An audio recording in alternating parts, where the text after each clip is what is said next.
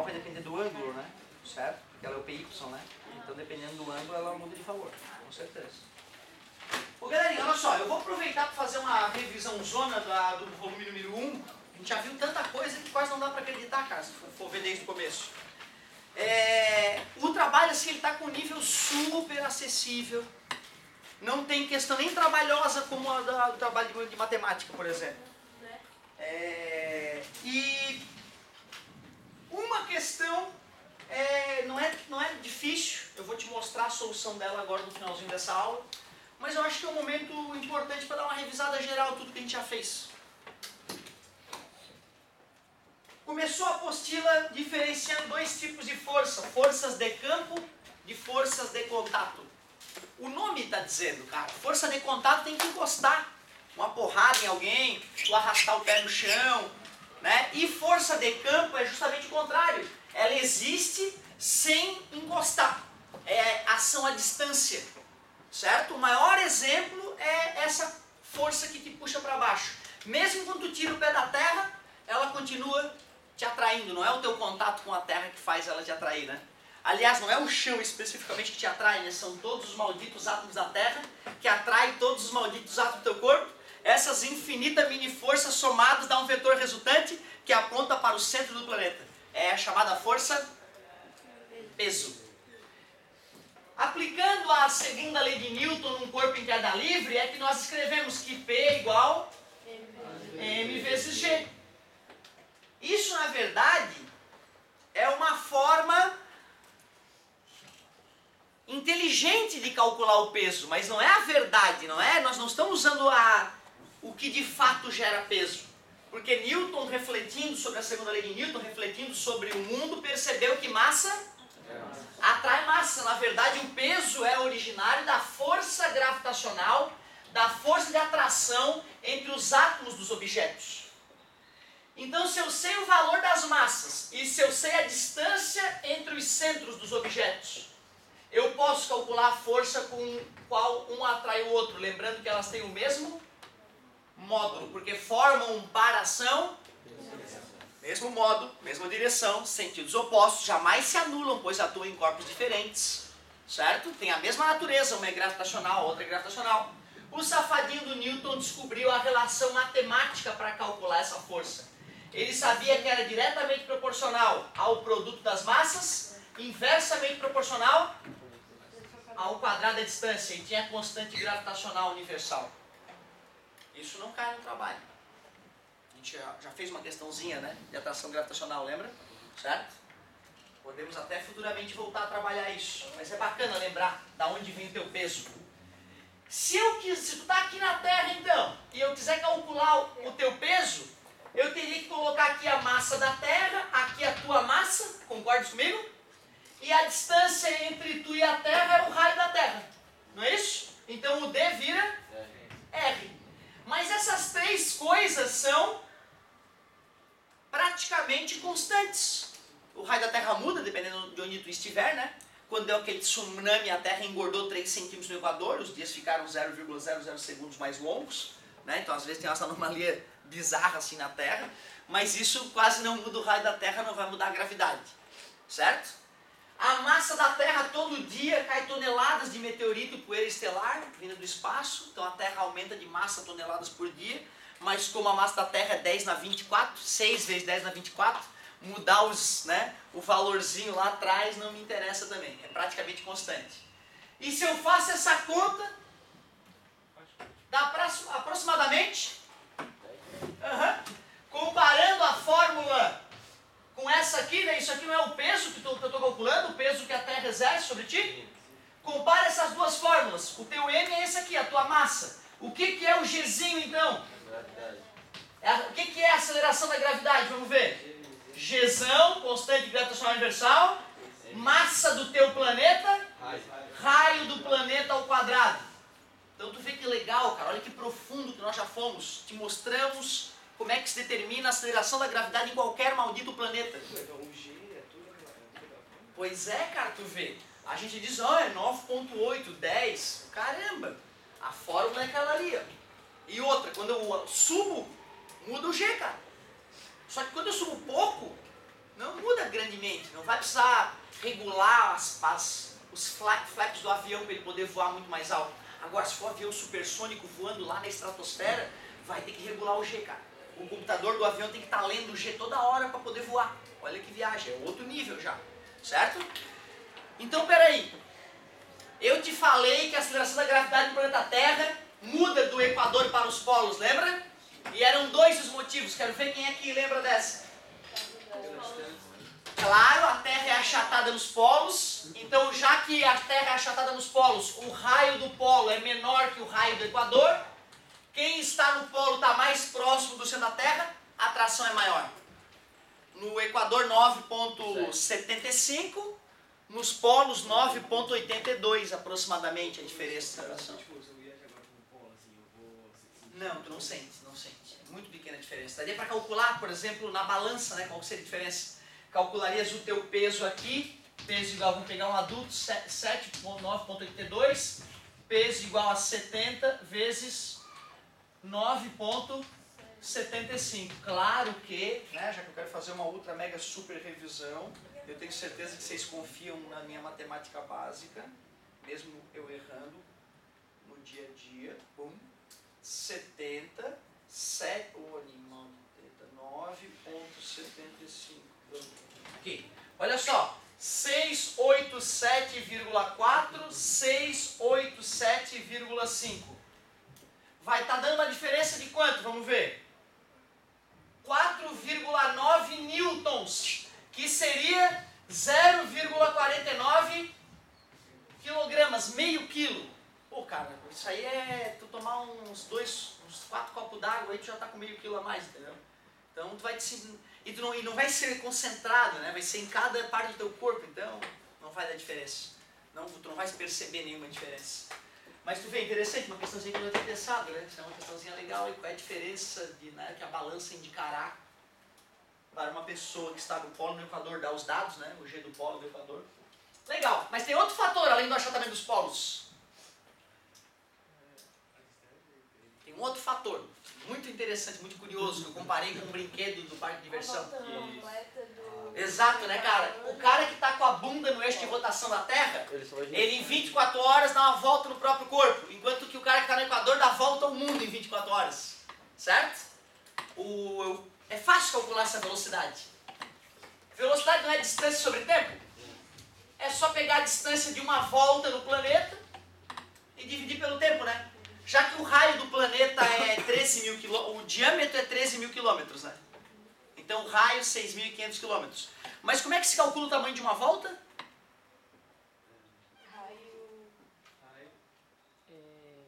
Tamanho da circunferência.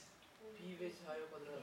Quase. Pi r ao quadrado é a área. Parabéns, hein, garoto? É a área do círculo. Eu quero só a partezinha de fora. 2 pi r. Tem nomezinho de francês ainda. 2 pi r. Certo? Beleza? Não é um francesinho só, são dois. Tudo bem? 2 pi r. Tudo bem? Não dá para esquecer isso, não dá para esquecer. Mas espera aí, o diâmetro não são dois raios? Em vez de fazer 2 vezes π vezes r, eu posso fazer diâmetro vezes π, né? Eu acho muito mais gostoso. Pega o diâmetro e multiplica por π. Quanto é que é o π? Então peraí, para calcular o tamanho de uma volta é mais ou menos vezes 3 o diâmetro. Qual é o diâmetro da Terra? 13 mil quilômetros vezes 3? 39 mil quilômetros. Vamos botar 3 vezes 14, né? 40 mil quilômetros. Uma volta no mundo pelo Equador dá uns 40 mil quilômetros.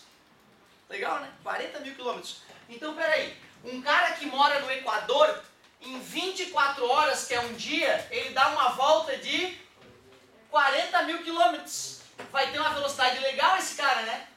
Certo? Se eu tô com preguiça, eu boto 25 ali, só para fazer a conta mais ou menos, né? Concorda comigo? Eu vou dividir por 4 em cima e embaixo, vai dar 10 mil sobre 6. Concordam? Eu vou dividir por 2 em cima e embaixo, dá 5 mil sobre 3. Aproximadamente 1.600 km por hora. Tu vê, cara, quem está no Equador comparado com quem está no Polo, tá com 1.600 km por hora, cara. Que viagem, né? Imagina, e lembra do samba, né? O cara que tá naquele brinquedinho, aquele disco que gira, ele tá se sentindo o quê? Na hora que o disco está girando, ele está lá encostado, o que ele está sentindo? Né? Ele está sentindo que está sendo jogado para fora do disco, né? Certo? Para fora do disco.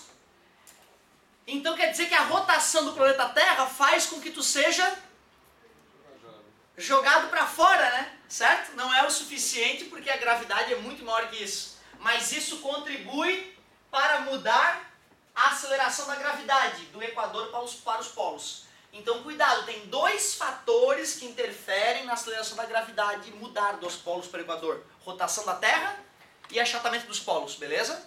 Tudo coisa discutida. Fala, Qual seria a velocidade dos polos? Como assim? Porque a velocidade no Equador é a que tu acabou de fazer. A dos polos ela seria menor, não seria?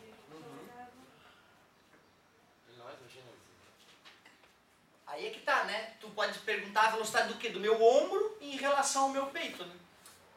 Porque eu vou estar fazendo isso, ó. Então a gente poderia calcular a velocidade de rotação. Certo? Era essa a velocidade que tu quer saber? Só que aí tem uma pergunta curiosa, porque pensa bem, ó. Quando eu giro, a minha mão está muito mais rápida que a minha cabeça. Porque ela está mais longe do centro. Concordas comigo? E eu não te ensinei ainda esse tipo de coisa. Mas já que tu perguntou, né, eu não resisto. Para a gente poder calcular a velocidade de coisas que giram, a gente vai ter que criar outro tipo de velocidade. Velocidade de distância sobre tempo, né? Nós vamos criar uma velocidade que é ângulo sobre tempo. Velocidade angular. Certo? E aí eu poderia dizer, só que aí tu vê que legal, a velocidade angular da pessoa que está aqui é a mesma velocidade angular da pessoa que está aqui. Ambas dão uma volta 360 graus, só que uma gira com um planeta, a outra gira em torno de si, né? Ou seja, na verdade, ele só vai ter velocidade, uma velocidade mínima do ombro dele para o centro do corpo dele, né? Já que ele vai estar girando. E como ele demora 24 horas, é bem pouco radical essa brincadeira. Ele demora 24 horas para dar uma volta completa. Então o amigo tem razão, ele está parado, na verdade, né? Do ponto de vista da velocidade linear. Futuramente nós vamos calcular a velocidade angular dele. Certo? Bonita pergunta. Deixa eu ver. Aquela primeira foto ali é legal. Força-peso, cálculo de gravidade. Ah, ó, e se o satélite está orbitando numa certa altura? Tá ali o satélitezinho numa certa altura, ó. O que muda na fórmula para calcular o G? Claro, né? Só somar aquela altura ali para aumentar a distância, né? Nada demais. Falamos sobre isso. O que é força normal? Uma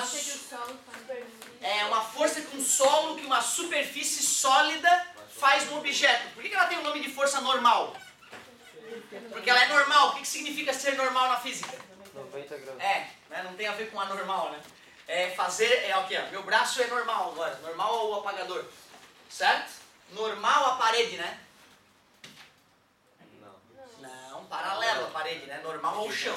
Normal ao teto. Concorda comigo? Beleza? Show de bola. Bom, força normal é uma superfície que faz. Geralmente, a força normal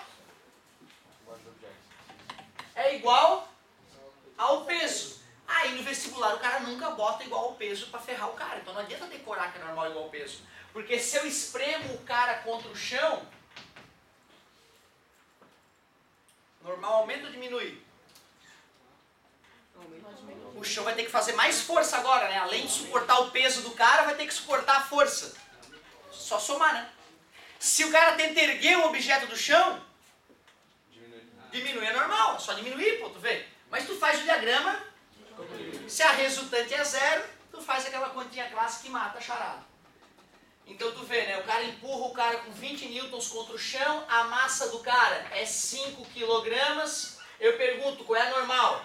Diagrama de corpo livre, tem o peso, tem a normal e tem a F para baixo.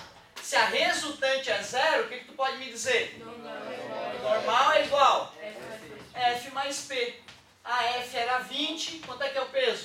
5. Aí é 50. M vezes G. 70. Passou. Então tá. Mas o que mais perturba a galera, e eu não me perdoo por não ter colocado no trabalho, é o tal do plano inclinado. Acredita que eu esqueci de botar o plano inclinado? Eu passo no 4 se vocês ficarem bravos. Como é que é a ideia do... Mas fica tranquilo, tá? Que no final da apostila vai ter um monte de plano inclinado. Tá? Então não vai escapar de fazer exercício disso ainda não. Mas olha só, qual é o segredo para o cara trabalhar bem em plano inclinado? Fazer o peso adequadamente, parabéns, fazer o peso adequadamente. Pontilhada paralela e pontilhada perpendicular. Se o cara faz o desenho bonitinho assim, cara, pô, não tem que errar. Porque esse peso vai ser decomposto no eixo X e Y, pontilhada paralela, esse é o PX, pontilhada paralela, esse é o PY. Quem é que gera normal? PY, se eu quiser a normal, agora não é mais o peso, é o PY. E o que o PX faz? Empurra o bloco, empurra abaixo. Se eu pedir aceleração, tu faz o física, meu amor, e a resultante vai ser o PX, não vai ser mais o peso. Agora olha só, esse ângulo alfa está onde? Aonde? Entre P e PY. Ou tu busca isso geometricamente ou tu decora que é entre P e PY. Por isso que para calcular PX, como é que faz? P vezes seno, é sem ângulo. Para calcular o PY, portanto, P vezes cosseno. Mas não vai ser dessa vez ainda. Não vai ser dessa vez. Mas o PY é sempre o cosseno. Olha, é uma informação perigosa porque às vezes o cara tá meio mal-humorado, aquela história, brigou com a família, ou, né? Aí ele vai lá e bota o ângulo beta ali. Ó. Mas tu sabe que a soma dos ângulos internos de qualquer triângulo é 180. Então tu consegue achar o alfa e usar a regra clássica, concorda comigo?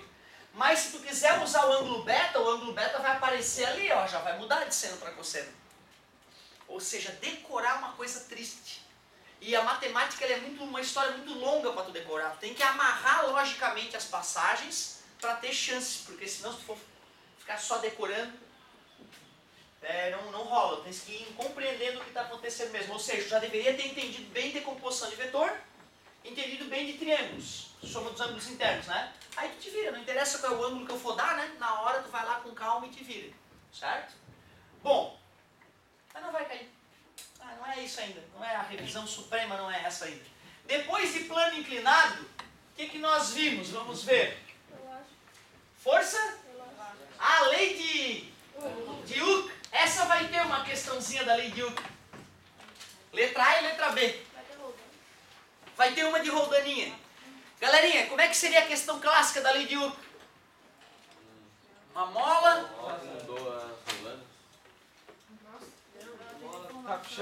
Faz uma sendo puxada com uma força 666.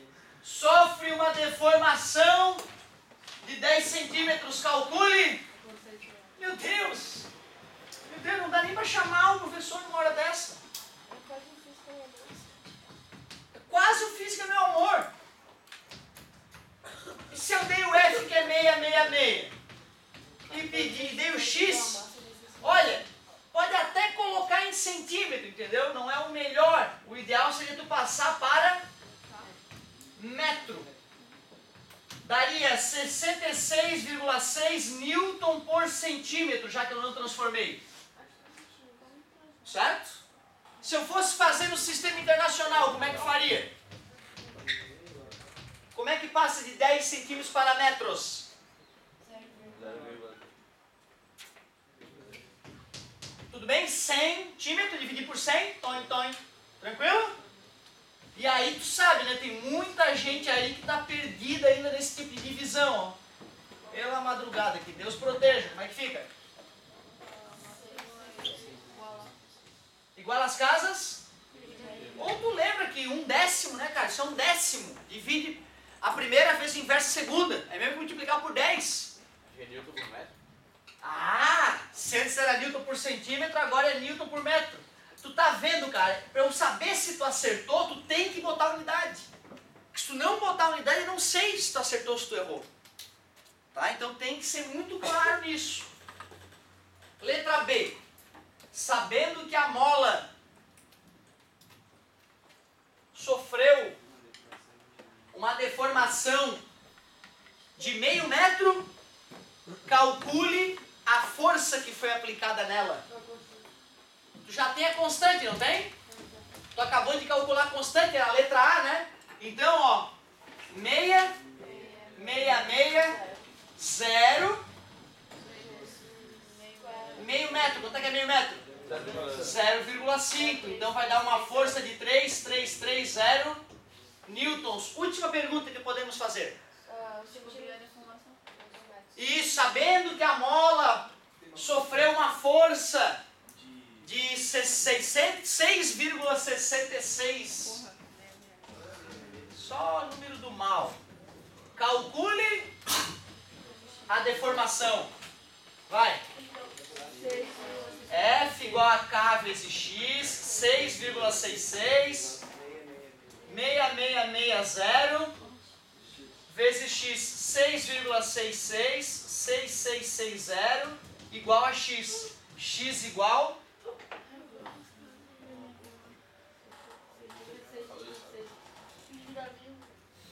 Pode ser. Iguala as casas, elimina a vírgula. Duas casas. Duas casas. Tchau, vírgula tosca. E aí? 666, vou ter que dividir. Não dá. 0, vai 0. Não dá. 0 vai 0. Não dá. 0 vai 0. 1. Então tu vê, né, cara? É simples pra caramba. E a maioria da galera, quando tem errado nas minhas... Metro ou centímetro? Nós usamos com o K do Newton por metro, né? Se eu tivesse usado o K do Newton por centímetro, a resposta seria em centímetro. Faz sentido? A galera tem errado muito naquelas contas de matemática, eu percebo isso. A galera até entende a física simples por trás da brincadeira. Na hora de fazer a continha, tá se arrombando, pô. Outra, peraí, deixa eu ver uma coisa. Claro, aquele cara ali é 1000 vezes maior que aquele. Quando tu divide um cara por um cara 1000 vezes maior, tem que dar 1 milésimo, né? 0,001. Tu vê que loucura? É uma conta que não precisa nem fazer conta ali. Eu acho que fazer essa conta aqui é mais arriscado do que tu pensar. E, meu Deus, o de baixo é 1000 vezes maior. 1 sobre 1000. 0,001. Tá vendo? É mental. Então tu vê, não era o número da besta, era o número do bem, cara. Ô, galerinha. UK. E depois do seu UK? Essa aí vai ter, já te falei, né? Roldana. Adoro Roldana por causa do Arquimedes. Aquele cara é fera. Como é que é a história da Roldana? Me diga o que te lembra de Roldanas. Quando ela é móvel, Parabéns, uma roldana móvel divide a força que tu precisará fazer para erguer a caixinha por 2. E se forem 10? 1024. 1024, porque é 2 vezes 2 vezes 2 vezes 2 vezes 2, 10 vezes isso. É 2 elevado a 10, que é o número famoso nos nossos estudos de exponenciação lá desde o fundamental. 2 elevado a 10 é um número famoso, é o 1024. Show de bola.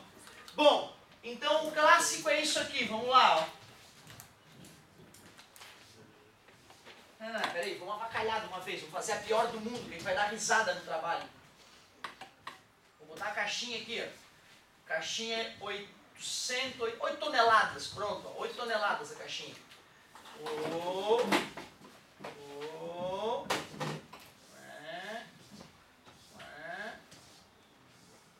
Acabaram as roldanas, móveis. Puxa aí, meu querido. E aí? Só quero saber que força que eu vou ter que fazer. Então vamos dar 30 segundos para a galera pensar. 2,5. 2,5.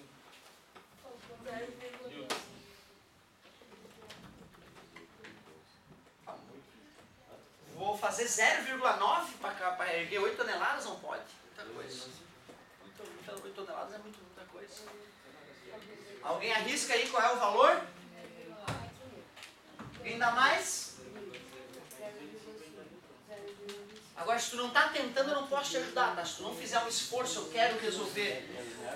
Até porque eu acabei de resolver para ti, né? 250. 250 newtons? 250 newtons? Não, é que eu não estou... Eu queria só que todos tentassem, na verdade. 250 quilos. 250 quilos? Então não responderam. Vou perguntar de novo. Qual é a minha força que eu devo fazer? 2.500. Vamos ver. peso é igual a M vezes G. 8.000 vezes 10. Se eu tivesse que fazer força diretamente na caixa, seriam aproximadamente 80.000 newtons. Mas eu tenho uma, eu tenho duas, eu tenho três, eu tenho quatro, eu tenho 5 roldanas móveis. Cada maldita roldana móvel reduz a minha força pela metade. Eu acho legal ir dividindo de 2 em 2, eu acho prático. 40.000, 20.000, 10.000, eu penso em dinheiro, 5.000 reais, 2.500 reais, 2.500 newtons. Viu como era fácil? O fato de vocês não, de a maioria não conseguir responder pelo que eu senti, eu não sei, travou por causa do sono, me deixa preocupado porque tu vai ter o trabalho de física hoje, não é? Então tu tinha que ter vindo redondo pra isso. Aí falta tempo, faltou tempo caramba. Tu veio enferrujado, porra. Era pra ter vindo ninja. Forma elegante de fazer, 2 elevado a n, é a chamada vantagem mecânica. 1, 2, 3, 4, 5. 2 elevado a 5 é 32. 80.000 dividido por 32, que aí sim pode fazer, dividido por 2, 2.500 newtons. Eu quero erguer esta caixa 1 metro. Quanto que eu puxarei de corda? Parabéns, garoto. 32 vezes mais corda, portanto, 32 metros. A mesma vantagem que tu tem na hora de fazer a força, tu tem em desvantagem em puxar a corda. Certo? Muito bem. Legal. Uma revisão importante. Pode perguntar, meu querido. Pergunta mesmo, não tem estresse. Já. Ah, daí no caso a força seria 2.500. Tá morrendo aí. Vamos que vamos. Tração. Qual é o problema da tração? Qual é a encrenca da tração? Lembra? A força de tração ela tem umas coisas que dão um nó na cabeça do cara. Pra mim essa aqui que é aquela perigosa. Ó, quando o cara pergunta, tem lá uma mesa, aí tem 2 roldaninhas ali na ponta, e aí o cara vai lá, bota o dinamômetro ali, aquele medidor de força, e pendura objetozinhos aqui e aqui, ó. Aquilo ali, cara, dá um nó no cérebro, vocês lembram? 7 quilos cada corpinho daquele, ó. Isso. Para descobrir a tração na corda, tu faz o diagrama de corpo livre ali, ó. Quais são as forças atuando na cordinha ali?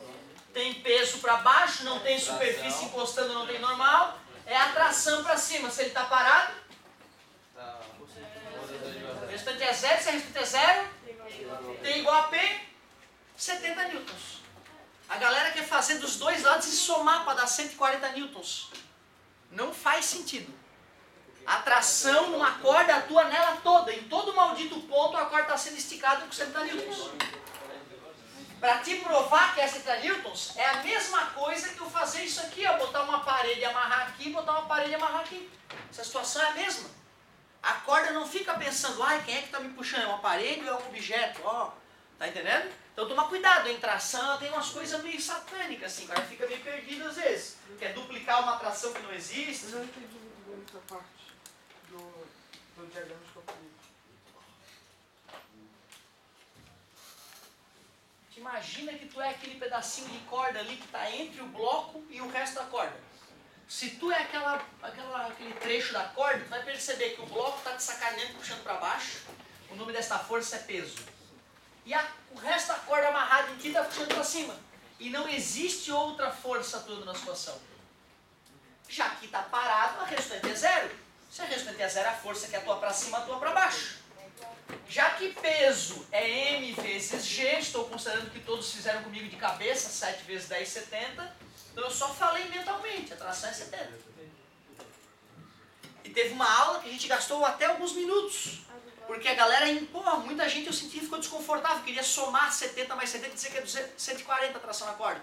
Aí eu botei uma cortina preta para a gente fazer uma análise filosófica e ver que não faz sentido. A corda só faria 140 newtons ali, só se ela fosse uma entidade que pensasse e agisse sobre, né, de acordo com a mudança do mundo. Como cordas não pensam, ali tem que ser 70 newtons. Se a força resultante não fosse igual a zero, iria somar com a... Teria aceleração, eu teria que fazer o física, meu amor, né? E na força resultante. Ou seria T menos P, ou P menos T, que é a motivação da aula agora, onde eu quero chegar. Ali, não. Alguém tem horas? Ô, professor, Beleza, não preciso. Galerinha, chegou no ponto crucial. Aliás, ó, vai ter uma questãozinha de força de atrito. Não deu para revisar, mas tudo bem. É as questões que nós estávamos fazendo recentemente, né? Tem dois tipos de força de atrito. A estática, safadinha e perigosa. Perigosa essa. A dinâmica é boa, tá deslizando, tu calcula com memória. Né? A dinâmica é tosca. Tu calcula, acertei. Agora, se não tá deslizando, por que é tão perigoso? Porque a que tu calcula é a máxima. Pode ser até 0 a resposta. Tu calculou 1000, pode ser 0 a resposta. Porque se ninguém empurra, não tem atrito. Tu calculou a máxima. Tá entendendo? Tá parado, fiz 30. O atrito é 30, não precisa nem calcular, porra. Não precisa calcular. Eu só preciso ver se não vai deslizar. Se deslizar é dinâmica. Não é isso? E só desliza quando supera a estática. Sai. Não. Tu não reclama. Tu vai-te embora. Pelo amor de Deus. Tu não reclama, que senão vai dar merda pra ti. Seja um homem. Confessa e vai lavar o rosto, vai dormir em outro lugar.